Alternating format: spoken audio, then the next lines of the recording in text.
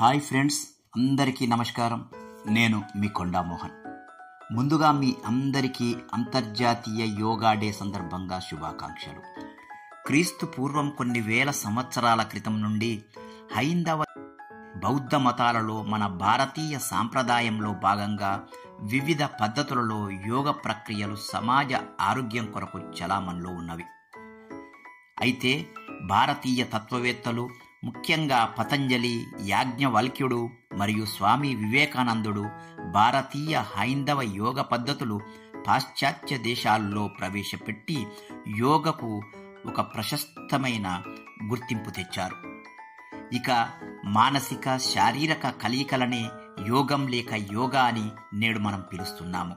అయితే a sound mind in a sound body అన్న చందంగా ప్రపంచంలోని ప్రతి వ్యక్తికి యోగను అందించి తద్వారా ఆరోగ్యాన్ని పంచాలన్న లోక కళ్యాణ భావనతో ఐక్యరాజ్య సమితిలో ప్రతిపాదించి 2015 జూన్ 21న మొదటి యోగా డేగా గుర్తింపు తెప్పించిన మన భారత ప్రధాని మోదీ గారు అభినందనీయులు. మరియు ప్రపంచానికి యోగ సాధనం అందించిన భారతదేశం శతద కొనియాడదగినది.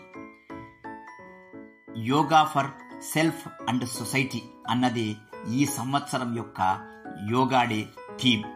ఆరోగ్యంతోనే నీ కుటుంబానికి, సమాజానికి ఆరోగ్యం అన్న నినాదంతో 2024లో ప్రపంచ యోగా దినాన్ని జరుపుకుంటున్నాం.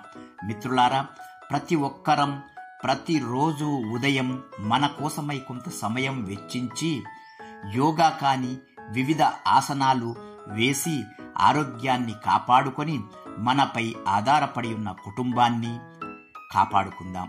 నిర్మలమైన మనస్సుతో శారీరక దారుఢ్యాన్ని పెంచుకొని కుటుంబ సౌభాగ్యాన్ని, సమాజ శాంతిని కాపాడుకుందామని, వసుదైక కుటుంబకం కొరకు పాటుపడదామని ఈ యోగా దినమున మనందరం ప్రతిజ్ఞ చేద్దాం.